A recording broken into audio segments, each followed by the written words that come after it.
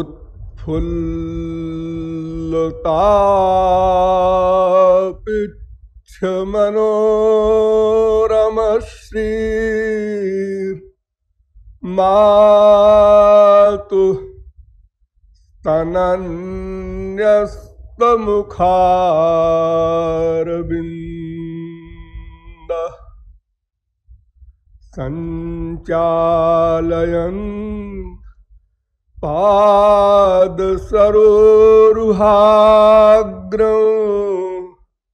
कृष्णः कदा यास्यति दृक्पथं मे। नाम संकीर्तनं यस्य सर्वपापप्रणाशनं प्रणामो दुःखशमनः तं नमामि हरिं परम। प्रिय आत्माओं, थोड़ी देर हरिनाम संकीर्तन कर लीजिए, पश्चात अवशिष्ट विषय समझाया जाएगा। भजो गिरिधर गोविंद गोपाला।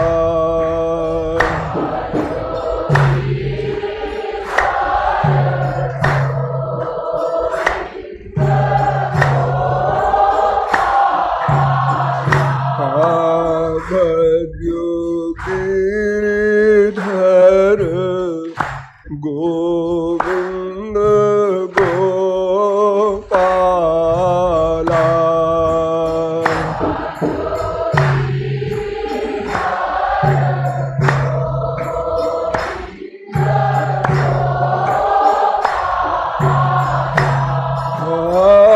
भजो गिरिधर गोविंद गोपाला।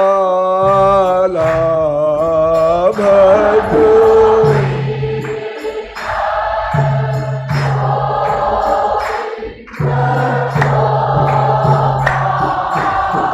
अरे भजो गिरिधर गोविंद गोपाला।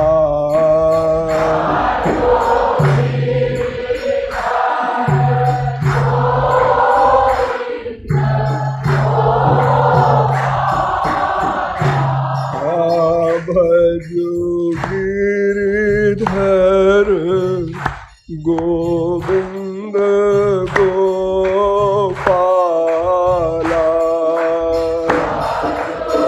श्री राधे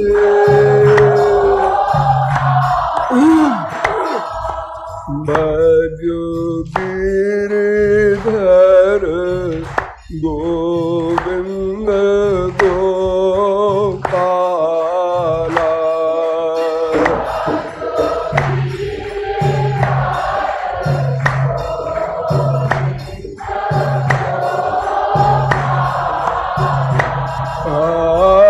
भजो गिरिधर गोविंद गोपाला। भजो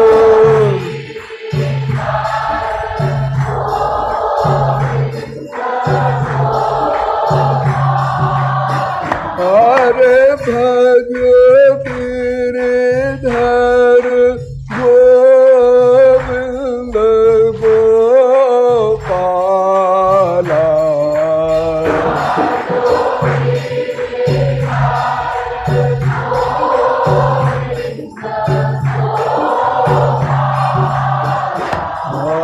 भजो गिरिधर गोविंद गोपाला। राधे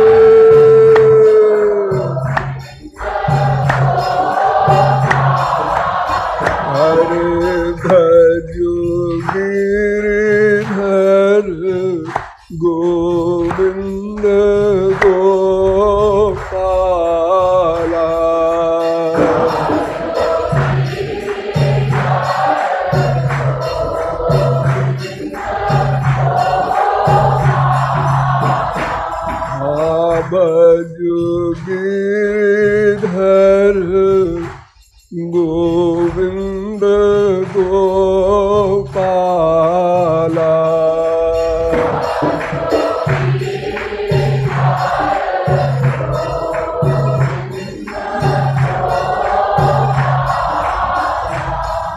बोलिए वृंदावन बिहारी लाल की। अब आप लोग सावधान हो जाएं। प्रहलाद चरित्र के संबंध में कल मैंने आप लोगों को बताया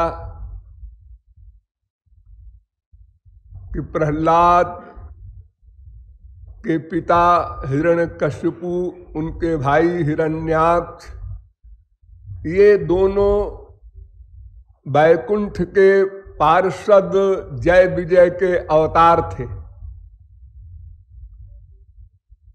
और ये भी मैंने बताया किस प्रकार इन दोनों का अवतार हुआ। वंश परंपरा भी आप लोगों को बताई गई कि ब्रह्मा से प्रहलाद तक किस प्रकार इनका जन्म हुआ। अंत में आपको बताया गया कि हिरण्याक्ष के वध के बाद हिरण्यकशिपु को बहुत क्रोध हुआ, बहुत फीलिंग हुई, तो तपश्चर्या करने गया और ब्रह्मा से अमरत्व का वरदान लेकर लौटा।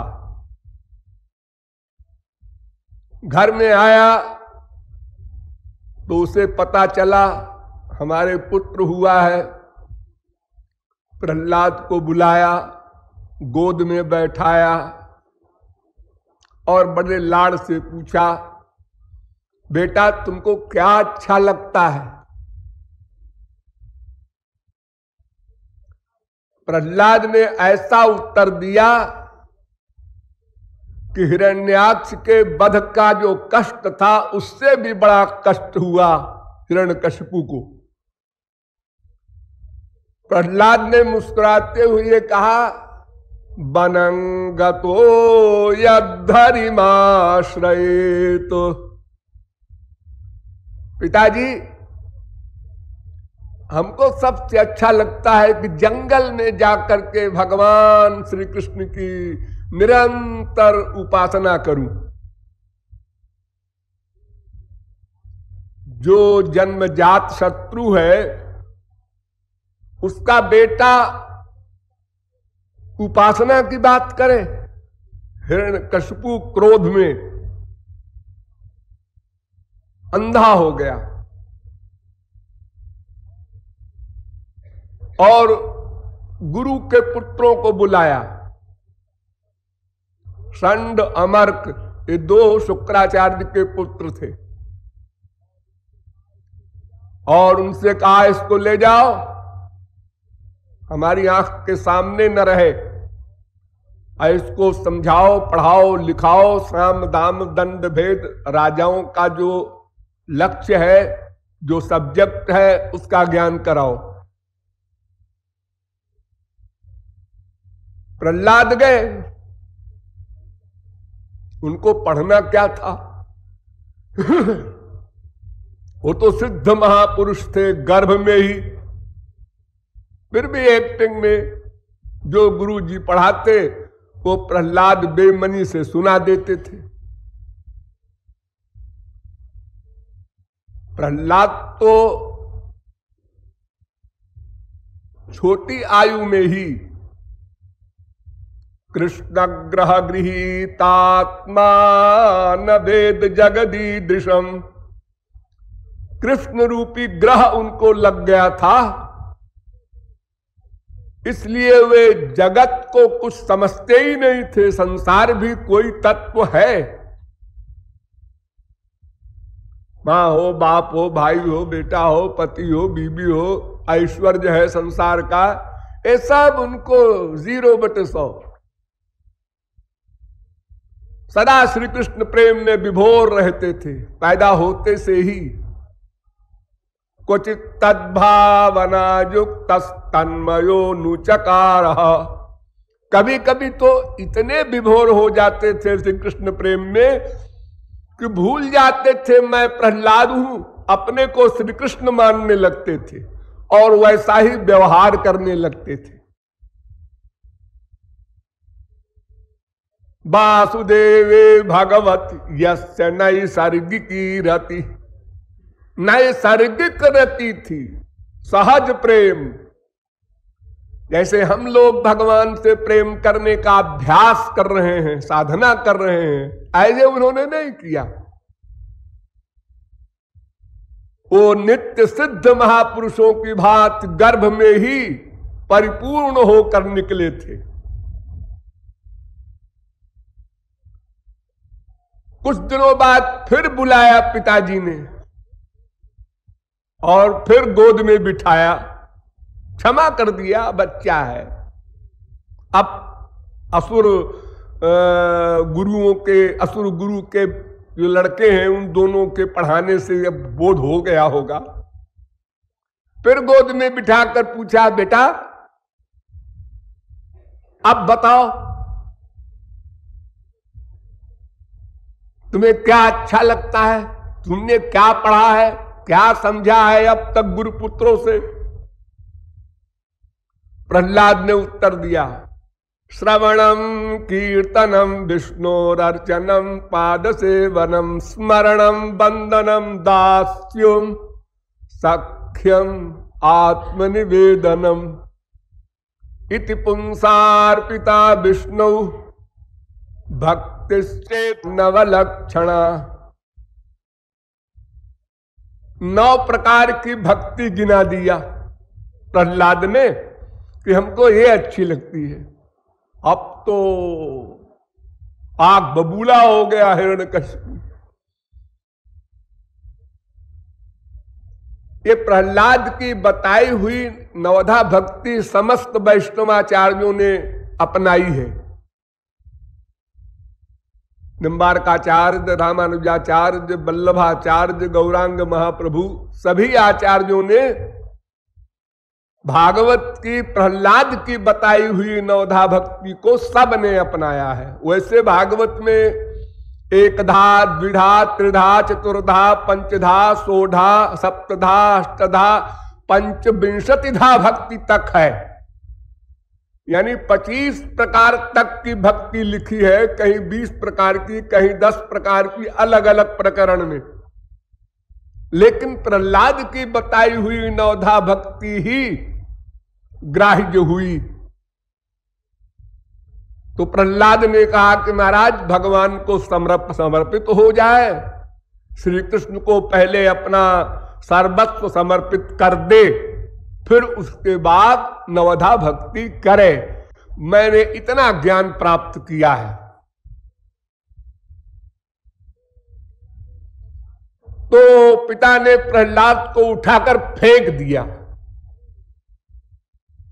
क्रोध में और कहा, असुरों से, अपने सेनापतियों से किसी भी प्रकार इसको मार डालो, अब इसमें सुधार नहीं होगा। तो असुरों ने भी अपना सब प्रकार का प्रयत्न कर डाला, पहाड़ से गिराया, समुद्र में फेंका, हाथी से दबवाया, सांपों से कटाया, जहर पिलाया, जो भी प्रक्रिया मार डालने के लिए पॉसिबल थी सब किया। फिर भी प्रहलाद का बाल बांका नहीं हुआ।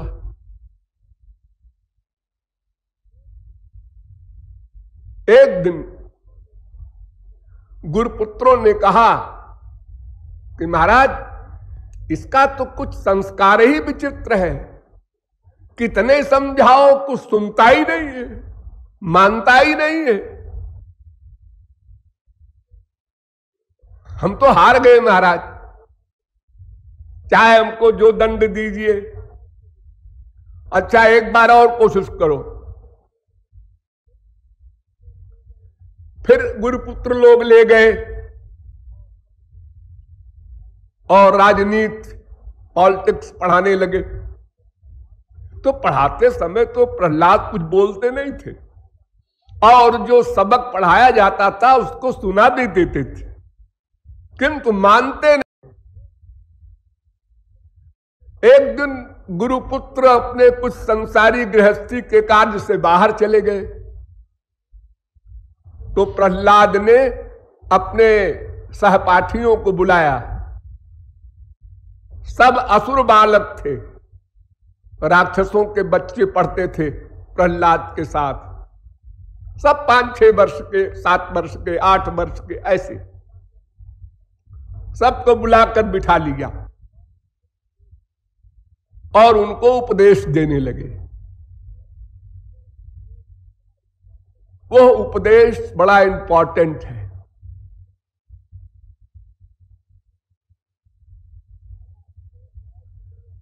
पहला श्लोक है उपदेश का, कौमार आचरे प्राज्ञो धर्मान भागवतानिह दुर्लभं मानुषं जन्म तदप्यध्रुवमर्थदम। बच्चों, जिस उम्र में तुम सब लोग हो, इसी उम्र से ही भागवत धर्म परायण हो जाना चाहिए, भगवान का बन जाना चाहिए। युवावस्था को न परखो, वृद्धावस्था की कौन कहे। क्यों? इसलिए कि मानव देह देव दुर्लभ है। अरे तो देव दुर्लभ है तो ऐसी का जल्दी है कुमार अवस्था में ही भगवान की भक्ति करें। इसलिए तदप्यध्रुव एक क्षणिक है। तुम्हारी ये अवस्था जो वर्तमान काल में है, क्या पता इसके आगे वाली अवस्था मिले ही ना। बड़ी इंपॉर्टेंट है ये मानव देह, लेकिन एक बड़ा दोष ये है कि ये क्षणिक है। इसलिए अगली आयु की प्रतीक्षा न करो। भागवत धर्म का आचरण करो। देखिए, 2 प्रकार का धर्म होता है, संक्षेप में समझ लीजिए। एक भागवत धर्म, एक माइक धर्म। भागवत धर्म को पर धर्म भी कहते हैं, स्वाभाविक धर्म भी कहते हैं, गुणातीत धर्म भी कहते हैं, भागवत धर्म भी कहते हैं, दिव्य धर्म भी कहते हैं, अनेक नाम। और दूसरा है माइक धर्म, अपर धर्म, आगंतुक धर्म, त्रिगुणात्मक धर्म, क्षणिक धर्म इत्यादि अनेक नाम उसके भी हैं। इस जीव तत्व के अतिरिक्त 2 तत्व और हैं, एक भगवान, एक माया। तो जो भगवान को धारण करे वो भागवत धर्म है, और जो माया को धारण करे वो माइक धर्म है। अरे धर्म माने धारण करना।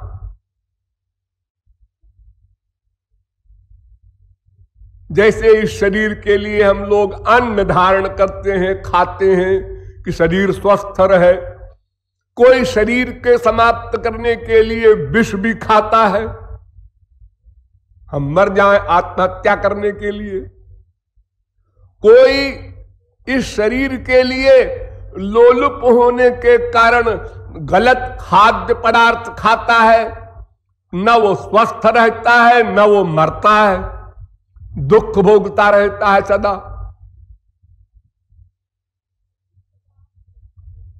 तो उसी प्रकार इस अंतःकरण में धारण करने का जो सब्जेक्ट है वो 2 ही है, या तो भगवान को धारण कर सकता है कोई, या तो फिर संसार को, माया को।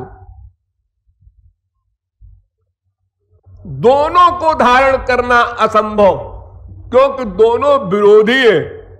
प्लस भगवान की शर्त है कि जब मुझको धारण करो तो केवल मुझको धारण करो, अनन्य। अनन्याश्चिन्तयन्तो माम अनन्यचेता सततम मामेकं शरणं व्रज सर्वभावेन भारत तमेव मामेव। सर्वत्र भगवान की शर्त है केवल मुझको ही धारण करो, और किसी को धारण किया तो मैंने विस्तृगोल किया। बड़ी ईर्ष्या है भगवान को हम लोगों से। अरे हमारे मां भी है, बाप भी है, फिजिकल तमाम संसार के लोग हैं। देखो हम संसार में मां को भी धारण किए हैं, अपने अंतःकरण में स्त्री को भी धारण किए हैं, उसी मन में बहन को भी धारण किए हैं, उसी मन में बेटी बेटे को भी धारण किए हैं। लेकिन कोई इतराज नहीं करता। किसी की मां ने नहीं कहा बेटा तू बाप से भी प्यार करता है, तो मैं नहीं बोलूंगी तुझसे। तू बहन से भी प्यार करता है, ऐसा कोई इतराज नहीं करता। और भगवान को बड़ी ईर्ष्या है। वो कहते हैं भाई देखो 0.1% भी मेरे सिवा और कोई ना आने पाए। भगवान कहते हैं नहीं नहीं, जैसे संसार वालों के इतराज नहीं है ऐसे हमको भी इतराज नहीं है। कैसे? मेरे परिवार को धारण करो। जो मेरा परिवार है, मेरे जो संत जन है, उनको धारण करो, वही फल मिलेगा जो मुझको धारण करने में मिलता है। मैं या मेरे भक्त दोनों एक हैं, दोनों शुद्ध हैं, इसलिए इनको धारण करोगे तो तुम्हारा अंतःकरण शुद्ध हो जाएगा। इनके अतिरिक्त मनुष्य, देवता, राक्षस, इन तीनों में किसी को भी धारण करोगे तो अंतःकरण और अशुद्ध हो जाएगा, क्योंकि ये माइक है। सीधी सी बात है। तो धर्मान भागवतान इह आचरेत। कुमार अवस्था में ही भाइयों भगवान को धारण करो, भागवत धर्म का आचरण करो, क्योंकि मानव देह अध्रुव है, अस्थिर है, स्थिर नहीं है। कोई जानात कस्याद्य मृत्यु कालो भविष्यति। कौन जानता है अगला क्षण मिले न मिले।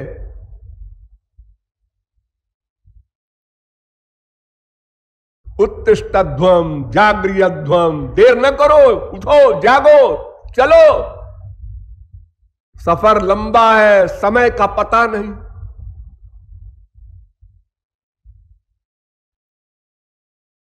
ये पहला उपदेश। दैत्यों ने एक दूसरे को देखा, बच्चों ने, कि अपने को तो और सब बातों में अधिक सुख मिलता है, ये क्या बोल रहे हैं भगवान को धारण करो। कहां है भगवान, कैसा है, न उसको जाने न बूझे।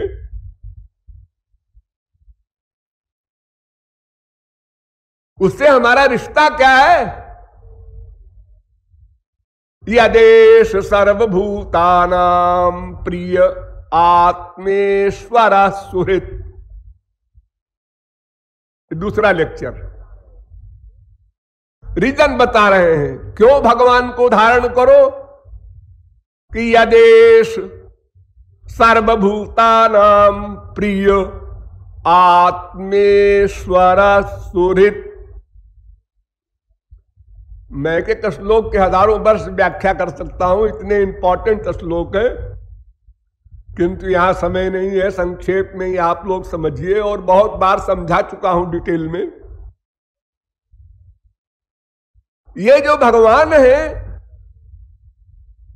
ये सर्वभूतानाम, समस्त प्राणियों के, आत्माओं के प्रियतम है, आत्मा है, स्वामी है, हितैषी है। इतने रीजन हैं।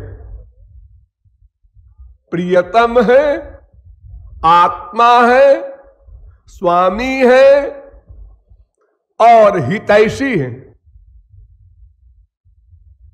वो हमारे प्रियतम कैसे हैं, हमारी आत्मा कैसे हैं, हमारे शासक कैसे हैं, हमारे हितैषी कैसे हैं, एक एक प्रश्न के उत्तर बड़े लंबे चौड़े हैं।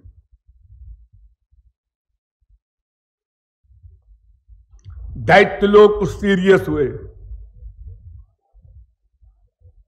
तो हमारा मन संसार में पहले आसक्त है, इसलिए वहां जाता है क्योंकि वो प्रत्यक्ष है। और ये ज्ञान जो दे रहे हैं प्रहलाद, ये परोक्ष है, भगवान का अनुभव तो है नहीं, न उनके प्रेमानंद का अनुभव है, न कोई एग्जाम्पल दी जा सकती है। जैसे कोई कहे भाई पेड़ा और बर्फी में क्या अंतर है, रसगुल्ला और पेड़ा में क्या अंतर है, तो हम बता सकते हैं कुछ मात्रा में, उसको बोध भी करा सकते हैं। लेकिन नीम के कीड़े को रसगुल्ले के आनंद का निरूपण करो तो नीम का कीड़ा कहता है भाई ये क्या बोले जा रहे हो, हमारे कुछ पल्ले नहीं पड़ रहा, क्योंकि हमने कभी कोई मीठी चीज खाई ही नहीं। इसलिए प्रहलाद ने संसारी सुख की ओर इशारा किया। सुखमैन्द्रियकम दैत्यादेह योगेन देहिनाम सर्वत्र लभ्यते दैवात् यथा दुख मयत्नता। असुर बालको, जो सुख तुम लोग पा रहे हो, खाने का, पीने का, सूंघने का, रस लेने का, स्पर्श करने का, इस संसार के विषयों का, इसके लिए तुम्हें प्रयत्न करने की आवश्यकता नहीं है। तत्प्रयासो न कर्तव्य, इसके लिए प्रयास मत करना, परिश्रम नहीं करना। अगर हम परिश्रम करें तो लखपति हो जाए, वो देखो उसने परिश्रम किया करोड़पति हो गया, सब बकवास। ये संसार के जितने भी सुख दुख हैं ये सब प्रारब्ध से मिलते हैं, दैवात। थोड़ा परिश्रम भी करो तो तुमको वो लखपति और करोड़पति की सीट मिल जाती है, और बहुत प्रयत्न करो तो भी तुम 0/100 ही रहते हो। ये तुम संसार में देखते हो। सवेरे से रात तक जो द्रव्य कमाने में लगा है, ऐसा व्यक्ति भी आपने देखा है, और जो मटर गश्ती करता घूमता है और वो करोड़पति है, ऐसा भी आप लोगों ने देखा है। तो केवल परिश्रम करने से कोई संसार का बड़ा वैभव मिल जाए, ये धोखा है। इसलिए अगर तुम ये भी कहो कि संसार में सुख है, छोटा है, तुम्हारे भगवान के यहां बड़ा होगा, मान लिया, चलो हम तुम्हारी ये बात भी मान लेते हैं, तो वो संसार का सुख और वैभव जो कुछ है वो तो अपने आप मिलेगा, उसके लिए प्रयत्न नहीं करना होगा। लेकिन ये बताइए कि तुम्हारे भगवान की भक्ति का तो प्रयत्न बड़ा भारी होगा? नहीं। नहीं अच्युतम प्रीणयतो बह्वायासो सुरात्मजा आत्मत्वात् सर्वभूतानां सिद्धत्वादिह सर्वतः। असुर बालको, ध्यान देकर समझो यहां पर कि भगवान की भक्ति पाने में, भगवान के पाने में बहुत बड़ा प्रयास नहीं है।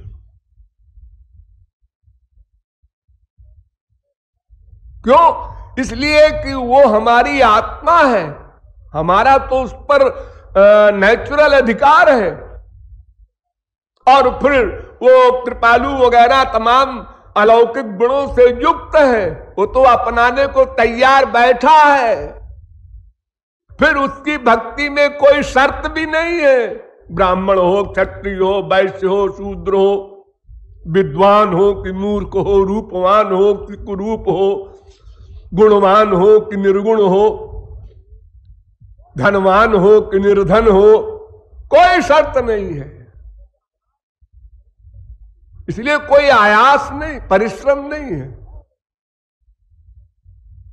और सिद्धत्वादि है सर्वतः, सब जगह प्राप्त है, ये और सुविधा है। हम संसार में किसी व्यक्ति से मिलना चाहते हैं, उसका प्यार पाना चाहते हैं, बाप हो, माँ हो, बीबी हो, बेटा हो, वो इंग्लैंड में रहता है, वहां जाओ तो प्यार वार मिलेगा उसका। लेकिन भगवान के विषय में ऐसा नहीं है।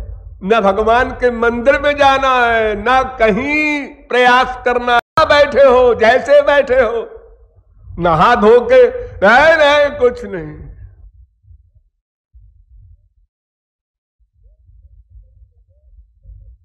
कोई शर्त नहीं, न देश नियमस तस्मिन् न काल नियमस तथा। किस जगह बैठो ये भी नियम नहीं, किस समय प्रेम करो भगवान से ये भी नियम नहीं, सर्वत्र सर्वदा। बताओ क्या आयास है। कहूं भक्ति पथ कवन प्रयासा, जोग न जप तप मख उपवासा। सुगम उपाय पाई बेकेरे, सरल सुखद मार्ग यह भाई। बहुत सरल है।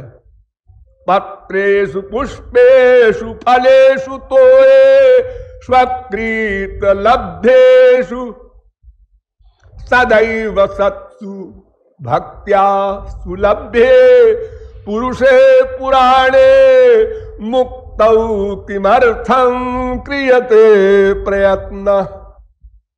वेद व्यास कहते हैं, अरे वो तो पत्र पुष्प फल जो भी दे दो और कुछ ना दो, केवल मन दे दो। पत्रम पुष्पम फलम तोयम जो में भक्त्या प्रयच्छति। तुलसी दल मात्रेण जलस्य चुलुकेन च। भक्ति में कोई प्रयास नहीं, कोई बुद्धि लगाने की आवश्यकता नहीं। क्या नाम जपे उनका, को अच्छा सा नाम बताइए जो तुमको अच्छा लगे। क्या रूप ध्यान करें, कोई अच्छा सा रूप बताइए जो तुमको अच्छा लगे। इतना फ्रीडम। तो क्या प्रयास है, क्या परिश्रम है। कोई भी संसार में संसारी फल भी विधिवत करने से ही फल देता है। अगर चाय में चीनी की जगह नमक छोड़ दो तो उल्टी हो जाए। हाँ, कितनी चाय छोड़ना है ये भी ध्यान रखना, कितनी चीनी ये भी ध्यान रखना, कितना उबाला जाए ये भी ध्यान रखना, कितना उसमें दूध पड़े ये भी ध्यान रखना, कितना गर्म पीना है ये भी ध्यान रखना, तब चाय पी जाएगी। एक भी गड़बड़ हुई तो वो चाय हानिकारक हो जाएगी। लेकिन भगवान के यहां कोई नियम नहीं, कोई कायदा नहीं। मन से प्रेम करना है। चित्त में वही संसार। वेद कह रहा है ये चित्त ही संसार है, तत्प्रयत्नेन शोधेत। इसी को शुद्ध करना है बस, और तुम्हारी कोई ड्यूटी नहीं। तुम भगवान को नहीं पा सकते, तुम संसार से विरक्त नहीं हो सकते, दोनों असंभव। तुम्हारा काम है चित्त को शुद्ध कर दो, बर्तन बना दो, फिर गुरु के द्वारा तुमको सब सामान फ्री में मिल जाएगा। केवल अंतःकरण शुद्ध कर लो, इसके लिए भगवत भक्ति करना है।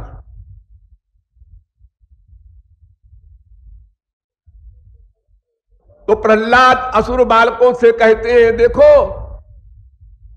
वो सब जगह है और सबकी आत्मा है, और कोई देश काल किसी का नियम नहीं है उसकी भक्ति में, इसलिए कोई प्रयास नहीं है। केवलानुभवानंद स्वरूप परमेश्वर। वह परमेश्वर अनुभव स्वरूप है, आनंद स्वरूप है। उसमें आनंद के सिवा कुछ है ही नहीं है। आनंद का ही उसका शरीर बनता है। आनंद मात्र कर पाद मुखोदरादि, उसका हाथ पैर जो कुछ है सब आनंद का बना है, दिव्यानंद का, अलौकिक, अनिर्वचनीय, अपरमेय, अपौरुषेय परमानंद का। ये शब्द बोल रहा हूं, वो क्या होता है आनंद, ये तो जब मिलेगा तब पता चलेगा। अभी समझ लीजिए ऐसे ही। असुर बालकों ने कहा कि भैया तुम तो हमेशा राजभवन में बंदी रहे, ये इतना बड़ा ज्ञान तुम्हें कैसे मिल गया? तुम्हारी बातें बैठ तो रही हैं, लेकिन ये तो बताओ ये ज्ञान तुमको मिला कैसे? प्रहलाद ने कहा अरे बहुत सा ज्ञान हमको मिला है, वो मां के पेट में मिला है। प्रहलाद की मां मैंने बताया था ना, कयाधु नाम है। तो जब इंद्र कयाधु को बांध के ले जा रहा था और नारद जी ने छुड़ाया और अपने आश्रम में रख लिया, तो वहीं पर नारद जी ने कयाधु को जो जो उपदेश दिया भक्ति का, वो सब प्रहलाद ने याद कर लिया। कयाधु तो भूल गई, आसुरी प्रकृति की थी, तो ज्ञान तो या तो पात्र हो तब रुकता है, और या तो फिर बार बार रिवीजन करे। आप लोग जब सुनते हैं तो समझते हैं कि हम समझ गए, बिल्कुल समझ गए 100%। फिर चिंतन नहीं करते, निकल गए, भूल गए, फिर वही प्रश्न करने आते हो। तो इतनी बड़ी ऊंची अवस्था तो है नहीं आपके बर्तन की कि हम जो बोल रहे हैं वो बैठ गया, अब निकलेगा नहीं। ऐसा बर्तन तो प्रहलाद का था। बाकी जो बर्तन है वो गड़बड़ ज्यादा है, ठीक कम है, तो गड़बड़ी के लिमिट के अनुसार उसमें सामान किसी में 1 दिन टिका, किसी में 2 दिन, किसी में 4 दिन, किसी में 10 दिन, किसी में 1 महीना, किसी में 2 महीना, फिर वो निकल गया सब ज्ञान। तत्व का विस्मरण हो गया, और जब विस्मरण हो गया तो जीव पहले वाली अवस्था पर पहुंच गया। गृहस्थ में यही होता है, जो गंदा वातावरण मिलता है, लोहा होता है, लोहा इसको आग में डाल दीजिए, लाल हो गया, उसको पकड़िए, हाथ जल गया। अजी ये तो लोहा था, हाँ इसमें आग आ गई है, इसलिए आग का धर्म हो गया लोहे में। आग से निकाल दो लोहे को, 1 घंटे बाद फिर उठा लो, अब तो नहीं जल रहा है। हाँ, जब तक आग में था तब तक आग का प्रभाव था, अब आग से बाहर आ गया लोहा, धीरे धीरे वो टेम्परेचर डाउन होकर के नॉर्मल रह गया। ऐसे ही हम लोग जब तक सत्संग करते हैं, किसी महापुरुष के संपर्क में रहते हैं, हमारा मन बढ़िया रहता है, हम समझते हैं हाँ ठीक हो गया मन।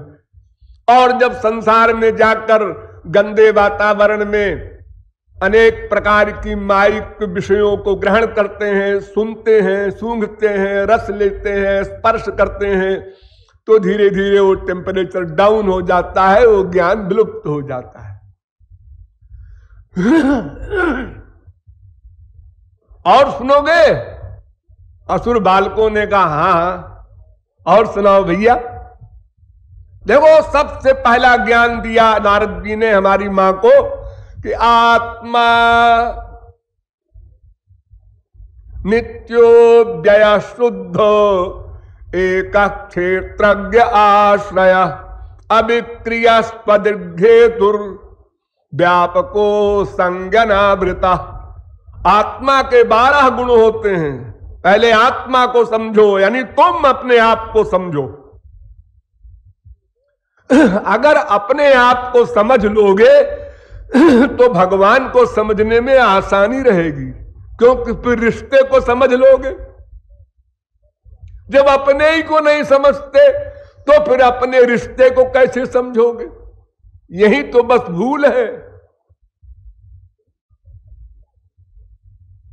यही तो गड़बड़ किया जीव ने।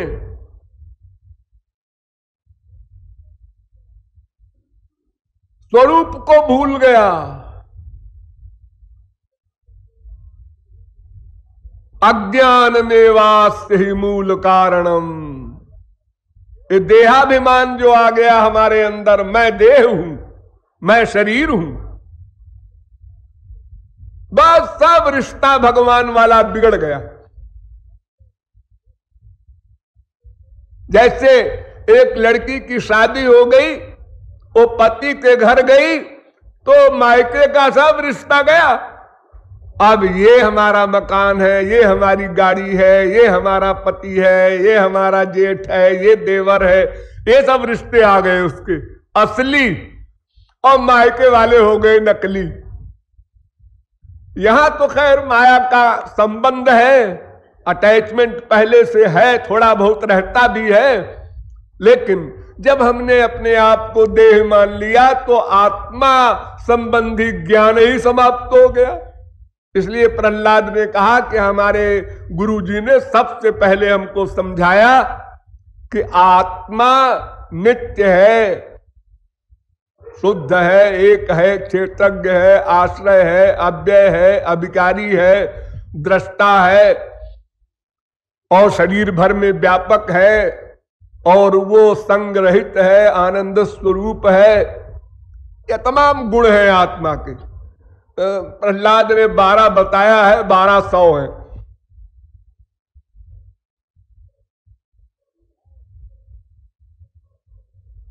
और भगवान को पाने के लिए तत्रोपाय सहस्राणामियम भगवतोदिता यदीश्वरे भगवती यथा जैरंजसारति। बस केवल भगवान की भक्ति। भगवान को पाने के लिए कर्म, ज्ञान, तपश्चर्या कुछ नहीं, और किसी साधन से भगवान नहीं मिल सकता, करे भी कोई। तपस्विनो दान परायशस्विनो मनस्विनो मंत्र विदस्तु मंगला क्षेमं न बिंदन्ति बिना यदर्पणं तस्मै सुभद्र श्रवसे नमो नमः। भागवत का चैलेंज है, कोई भी साधन करो, तपस्या करो, ज्ञान करो, कर्म करो, धर्म करो, किसी का पालन करो, लेकिन कल्याण नहीं होगा, श्रेय नहीं मिलेगा, प्रेम मिल जाएगा। 2 प्रकार का लक्ष्य है, एक श्रेय, एक प्रेय। श्रेय आददानस्य साधुर्भवति हीयतेर्थात् यौ प्रेयो वृणीते। कठोपनिषद में, वेद में कहा गया कि जो श्रेय को अपनाता है उसका कल्याण हो जाता है, जो प्रेय को अपनाता है उसका पतन हो जाता है।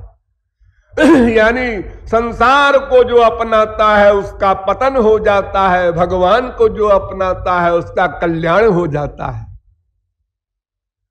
तो तत्रोपाय सहस्राणाम, हजारों उपाय लिखे हैं वेदों में, शास्त्रों में, पुराणों में, धर्म ग्रंथों में कल्याण के, लेकिन वो कल्याण लिमिटेड है, सीमित है या असीम है। उस कल्याण की परिभाषा करनी पड़ेगी।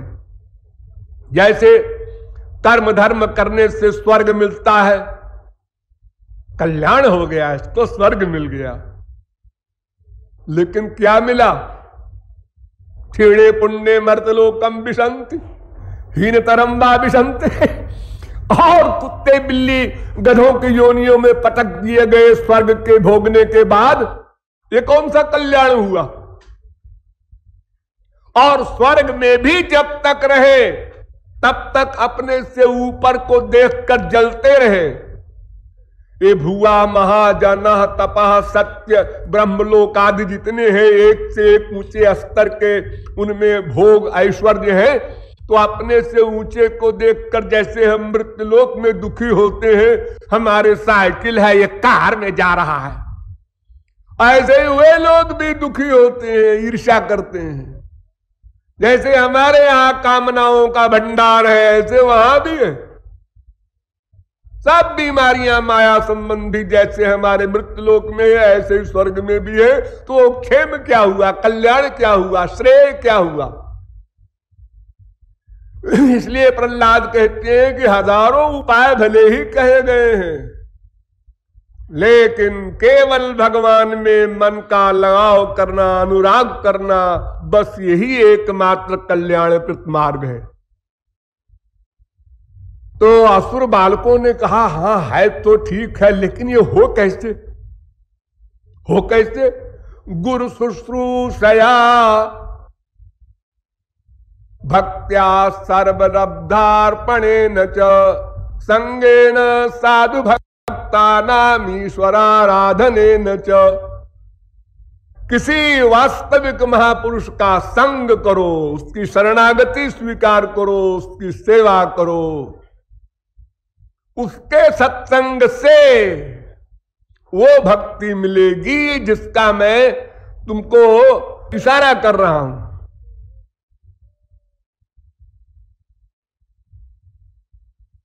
अभी एक बात जो बात कही थी दोबारा फिर दोहरा रहे हैं। सर्वेषामपि भूतानां हरिरात्मेश्वर प्रिया। पहले कहे आए यदेश सर्वभूतानां प्रिय आत्मेश्वर सुहृत। अब उसी स्थान पर फिर दोबारा कह रहे हैं कि समस्त आत्माओं की वो आत्मा है, उनका स्वामी है, उनका पालक है, उनका प्रिय है वो भगवान। इसलिए उसमें कोई परिश्रम नहीं है। कोटि प्रयासो सुरबालका हरे रूपासने स्वे हृदय छिद्रवत्सता। अभी कह चुके इसके पहले कि नहीं अच्युतम प्रीणय तो बहवायासा, कोई परिश्रम नहीं है। फिर कह रहे हैं दोबारा तो क्या प्रयास है असुर बालको? वो तो तुम्हारे भीतर ही प्राप्त है, कहीं उसको खोजना नहीं, जाना नहीं, केवल रियलाइज करना है। जैसे कोई गले में कंठी पहने हो, बिल्कुल चिपकी हुई कंठी गले में, और उसके दिमाग में आवे मेरी कंठी तो खो गई, चारों ओर ढूंढ रहा। किसी आंख वाले से भी पूछा अरे भाई तुमने हमारी कंठी कहीं देखी है? कहना आपके गले में तो है। अरे हाँ सॉरी।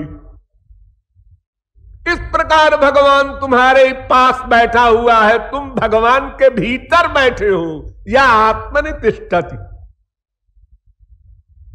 समीप ही नहीं, आनंद सिंधु मध्य तव भाषा बिनु जाने कत मरसी पियासा। धोबिया जल बिच मरत पियासा, पानी महमीन पियासी, सुन सुन मोहि आवती हासी। कबीर।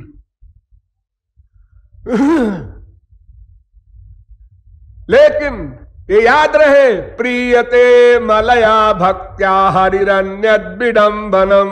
अंतिम निर्णय बताया प्रहलाद ने। अमलया भक्त्या प्रियते, वे भगवान निर्मल भक्ति से ही प्रसन्न होते हैं। अन्यद विडंबनम, और जो कुछ भी साधन शास्त्र वेद में लिखे हैं सब विडंबना है, अनावश्यक लेबर, क्योंकि उसका परिणाम गलत है। अब कोई ये शौक रखे हमको तो स्वर्ग ही जाना है ठीक है, जाओ, उसके लिए भी साधन है तुम्हारे लिए, लेकिन श्रेय नहीं है, वो प्रेय है।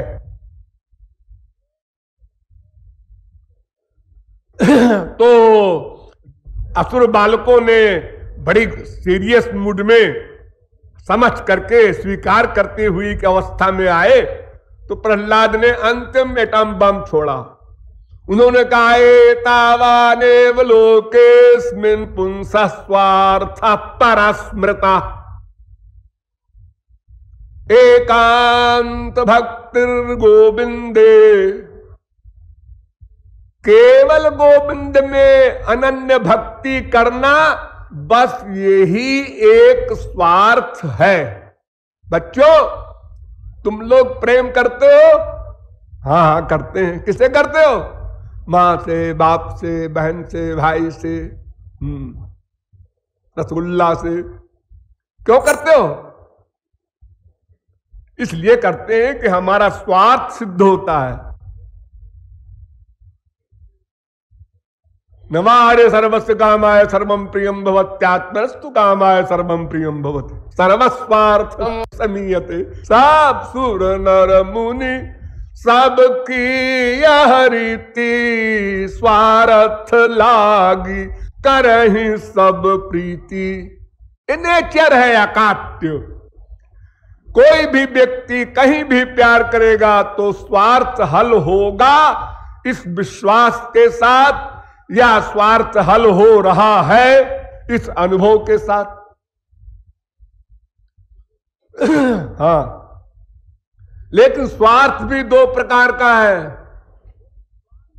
अपने को देह मान लिया तो देह संबंधी अर्थ को स्वार्थ मानता है, अपने को आत्मा मान लिया तो आत्मा संबंधी अर्थ को स्वार्थ मानेगा।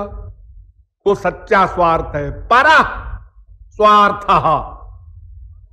प्रहलाद ने कहा ये पर स्वार्थ है। स्वार्थ साचु जीव कहा, मन क्रम बचन राम पद नेहा। तो एकांत भक्तिर गोविंदे यत् सर्वत्र तदीक्षणम। इस अंतिम वाक्य को सुनकर असुर बालकों ने 100% स्वीकार कर लिया कि प्रहलाद बिल्कुल ठीक कहते हैं।